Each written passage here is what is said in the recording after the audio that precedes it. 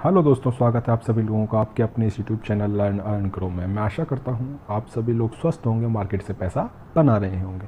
दोस्तों, आज का जो वीडियो है उन लोगों के लिए है जो लोग लॉन्ग टर्म के लिए एक ऐसी क्वालिटी कंपनी में निवेश करके वेल्थ क्रिएट करना चाहते हैं, या फिर सिप के थ्रू मंथली बेसिस पर एक भरोसेमंद कंपनी में अपना निवेश हर महीने करना चाहते हैं। दोस्तों, आज हम जिस कंपनी के बारे में डिस्कस करेंगे वो एक ऐसे प्रोडक्ट में डील करती है जिस पर देश का हर व्यक्ति डिपेंडेंट है, हर कंपनी डिपेंडेंट है और लगातार डिपेंडेंसी बढ़ती ही जा रही है। दोस्तों, आज हम जिस कंपनी के बारे में बात करेंगे उसका नाम है IEX या फिर इंडियन एनर्जी एक्सचेंज। दोस्तों, इंडियन एनर्जी एक्सचेंज देश की सबसे पुरानी और सबसे लार्जेस्ट एनर्जी एक्सचेंज कंपनी है इंडिया के अंदर। दोस्तों, जिस तरह से NSE और BSE पर स्टॉक्स की ट्रेडिंग की जाती है उसी तरह से IEX के प्लेटफॉर्म पर भी इलेक्ट्रिसिटी की ट्रेडिंग की जाती है।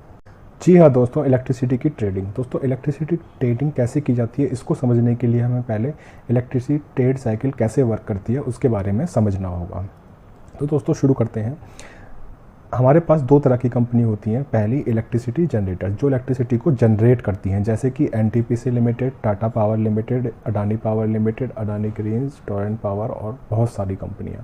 और दूसरी तरह की कंपनी हमारे पास होती हैं जो इलेक्ट्रिसिटी को डिस्ट्रीब्यूट करती हैं, जो हम और आप लोग तक इलेक्ट्रिसिटी को पहुंचाती हैं, जैसे कि मध्य गुजरात वीज company limited, Assam power distribution company limited. दोस्तों, होता क्या है, इलेक्ट्रिसिटी जनरेटर्स जो इलेक्ट्रिसिटी का प्रोडक्शन करती हैं उनसे इलेक्ट्रिसिटी डिस्ट्रीब्यूटर्स जो है इलेक्ट्रिसिटी को बाय करते हैं या फिर ख़रीदते हैं, और ख़रीदने के बाद हम और आप जैसे लोगों तक उस इलेक्ट्रिसिटी को डिस्ट्रीब्यूट किया जाता है या फिर पहुंचाया जाता है।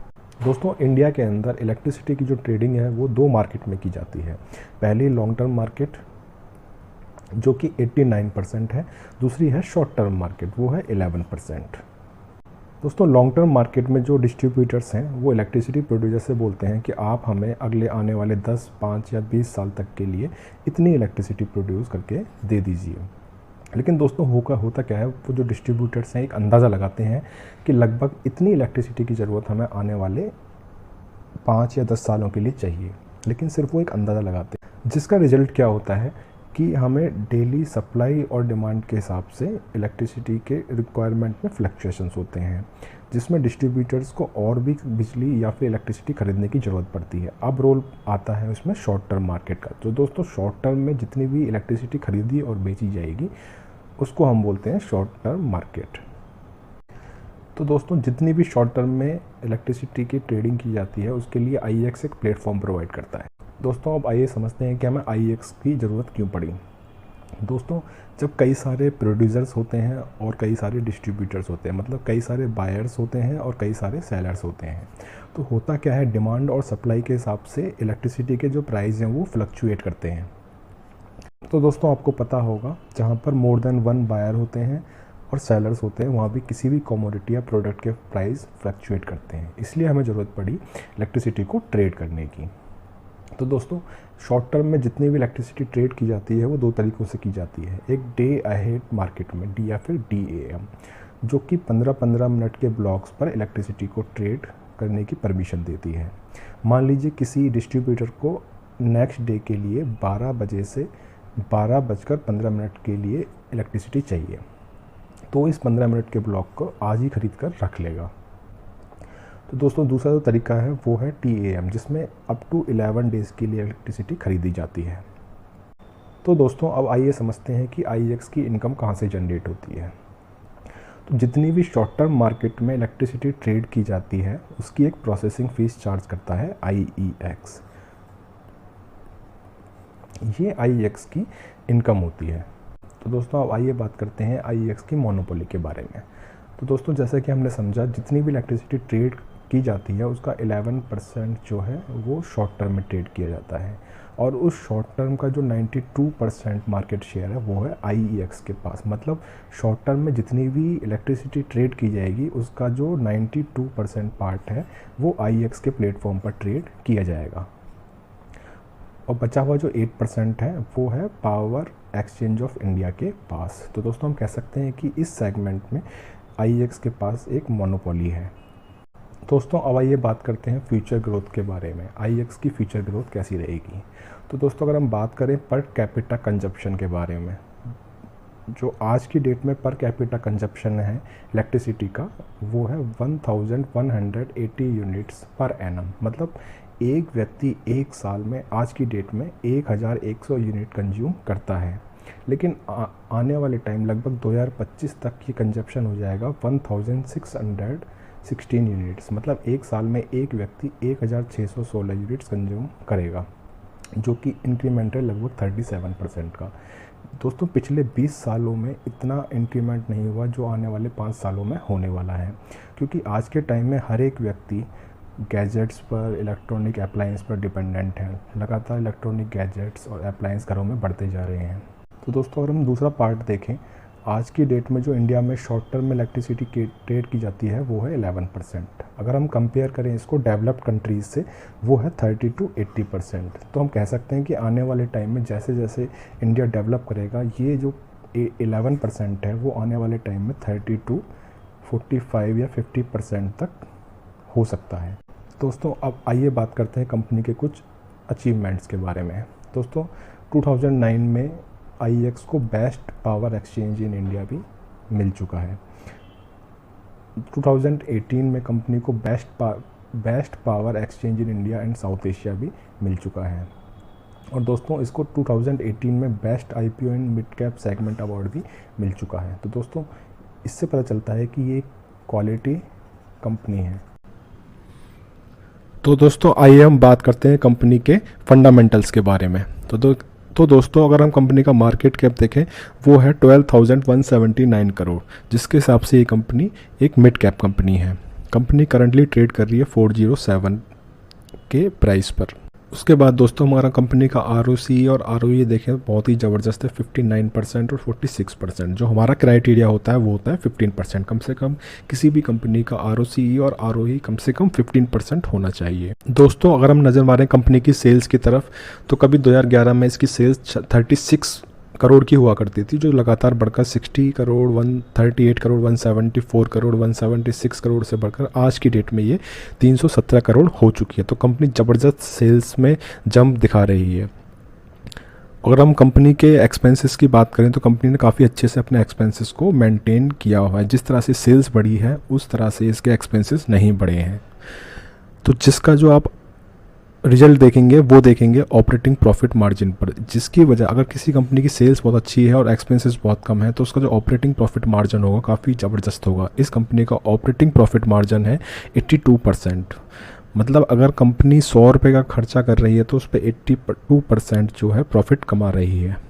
दोस्तों अगर हम कंपनी की कंपाउंडेड सेल्स ग्रोथ देखें तो पिछले 10 साल की कंपाउंडेड सेल्स ग्रोथ है 24%, 5 ईयर की है 13%, 3 ईयर्स की है 11%।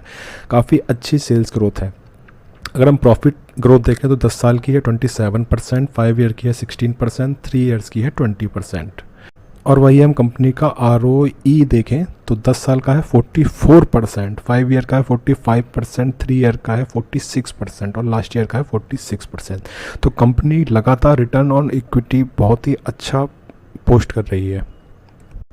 तो दोस्तों अगर हम बात करें कंपनी के रिजर्व्स के बारे में तो काफ़ी अच्छे रिजर्व्स हैं कंपनी के पास। जो कभी 48 करोड़ के हुआ करते थे वो बढ़कर आज की डेट में 352 करोड़, 491 करोड़ हो चुके हैं। और अब बात करते हैं कंपनी की बोरोइंग्स के बारे में। तो कंपनी के पास जो लोन्स हैं या डेट है वो एक ना के बराबर है। सिर्फ 12 करोड़ का कंपनी के पास लोन है। तो दोस्तों अब बात करते हैं कंपनी के फिक्स असेट्स के बारे में। तो कंपनी के पास जो फिक्स असेट्स हैं वो लगातार इंक्रीजिंग ट्रेंड में है, लगातार बढ़ रहे हैं। जो कभी 14 करोड़ के फिक्स असेट हुआ करते थे वो आज की डेट में 115 करोड़ के हैं, जो कि बहुत ही अच्छा साइन है। कंपनी के पास जो लायबिलिटीज़ हैं वो काफ़ी कम है, बोरोइंग्स सिर्फ 12 करोड़ की हैं और जो कंपनी के पास जो फिक्स असेट है वो है 115 करोड़ के, जो कि बहुत ही अच्छा साइन है किसी भी स्ट्रॉन्ग कंपनी के लिए। दोस्तों अब हम बात करते हैं कंपनी के कैश फ्लोज के बारे में। कैश फ्लो दोस्तों किसी भी कंपनी को एनालाइज करने के लिए बहुत इंपॉर्टेंट रोल प्ले करता है। अगर हम बात करें कैश फ्रॉम ऑपरेटिंग एक्टिविटी तो कंपनी ने लगातार इसको इंक्रीज़ किया है 52 करोड़ से लेकर आज की डेट में जो कैश फ्लो है कंपनी के पास कैश फ्रॉम ऑपरेशंस है वो है 304 करोड़ का। तो दोस्तों एक एक करके समझते हैं कि कैश फ्लो होता क्या है। तो पहला जो पॉइंट है वो है कैश फ्रॉम ऑपरेटिंग एक्टिविटी।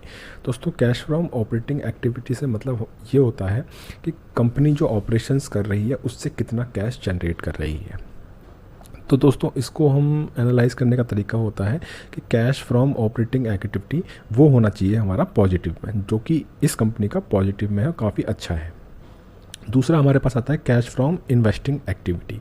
इससे हमें पता चलता है जो company cash from operating activity से कैश जनरेट कर रही है, क्या वो इसको री इन्वेस्ट कर रही है अपने कंपनी को एक्सपेंड करने के लिए, या क्या वो कैपिटल एक्सपेंडिचर कर रही है। तो ये दोस्तों जो हमारा है कैश फ्रॉम इन्वेस्टिंग एक्टिविटी वो होना चाहिए हमारा नेगेटिव में। तो लगातार आप देख रहे हैं कि कंपनी लगातार इन्वेस्ट कर रही है, जो कैश फ्लो जनरेट कर रही है वो ऑपरेशंस से। तो आज की डेट में जो कंपनी का कैश फ्रॉम इन्वेस्टिंग एक्टिविटी है वो है 194 करोड़ का, जो कि बहुत ही अच्छा साइन है। तीसरा दोस्तों हमारे पास आता है कैश फ्रॉम फाइनेंसिंग एक्टिविटी। इससे हमें पता चलता है कि कंपनी ने किसी प्रकार का कोई लोन तो नहीं लिया है। तो दोस्तों ये होना चाहिए हमारा नेगेटिव में। अगर ये पॉजिटिव में होगा तो इसका मतलब ये है कि कंपनी ने कहीं से बोरोइंग्स या डेट लिया है या लोन लिया है। तो कंपनी के पास कोई किसी प्रकार का लोन नहीं है। तो दोस्तों कैश फ्लो को जो रीड करने का थंब रूल है वो ये है कैश फ्रॉम ऑपरेटिंग एक्टिविटी, ये होना चाहिए पॉजिटिव में, जो कि पॉजिटिव में है। कैश फ्रॉम इन्वेस्टिंग एक्टिविटी ये होना चाहिए हमारा नेगेटिव में, जो कि नेगेटिव में है। कैश फ्रॉम फाइनेंसिंग एक्टिविटी ये होना चाहिए हमारा नेगेटिव में, जो कि हमारा नेगेटिव में है। दोस्तों अब बात करते हैं कंपनी के ROCE के बारे में, रिटर्न ऑन कैपिटल एम्प्लॉयड। तो आप देखेंगे रिटर्न ऑन कैपिटल एम्प्लॉयड में लगातार एक इंक्रीजिंग ट्रेंड में है। 67%, 57%, 60% काफ़ी अच्छा रिटर्न ऑन कैपिटल एम्प्लॉयड ये कंपनी जनरेट कर रही है। और दोस्तों अगर डेटर डेज आप देखें तो कंपनी ने काफ़ी रिड्यूस किया है, जो कभी 66 होता था आज की डेट में वो 4 है।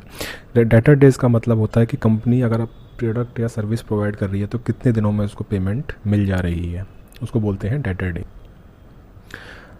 दोस्तों अब बात करते हैं शेयर होल्डर पैटर्न्स के बारे में। तो इस कंपनी में जो FIIs की होल्डिंग्स है वो 36.66% है। बहुत ज़बरदस्त और बहुत बड़ी FIIs की होल्डिंग है दोस्तों। कभी 13% हुआ करती थी और 36%, मतलब जो स्मार्ट मनी है हमारी FIIs उसमें काफ़ी अच्छा होल्डिंग है। तो इस कंपनी को पता है कि आने वाले टाइम में ये कंपनी एक वेल्थ जनरेट करके दे सकती है, बड़ा पैसा बनाकर दे सकती है। उसके बाद DIs की होल्डिंग भी इसमें 25% है, पब्लिक की होल्डिंग 37% है। तो FIIs की होल्डिंग दोस्तों देखें 36% किसी कंपनी में होना बहुत बड़ी बात है। तो दोस्तों अगर हम कंपनी के फंडामेंटल्स देखें तो कंपनी के फंडामेंटल्स जो हैं काफ़ी अट्रैक्टिव हैं, काफ़ी अच्छे वैल्यूएशंस पे कंपनी हमें मिल रही है। और हम कंपनी का फ्यूचर देखें, बिजनेस पर्सपेक्टिव देखें तो उसके हिसाब से अगर ये कंपनी आने वाले 3 या 5 सालों में लगभग 2000 से 2500 के प्राइस पर ट्रेड करता है तो मुझे कोई इसमें सरप्राइज़ नहीं होगा। दोस्तों ये जो वीडियो है पूरी तरह से एजुकेशनल वीडियो है। आप किसी भी प्रकार का निवेश करने से पहले अपने फाइनेंशियल एडवाइज़र की सलाह अवश्य ले लें। दोस्तों आशा करता हूँ आपको आज का वीडियो, कंपनी का एनालिसिस काफ़ी पसंद आया होगा। तो अगर आपको ये वीडियो पसंद आया तो आप इस वीडियो को लाइक करें, चैनल को सब्सक्राइब करें।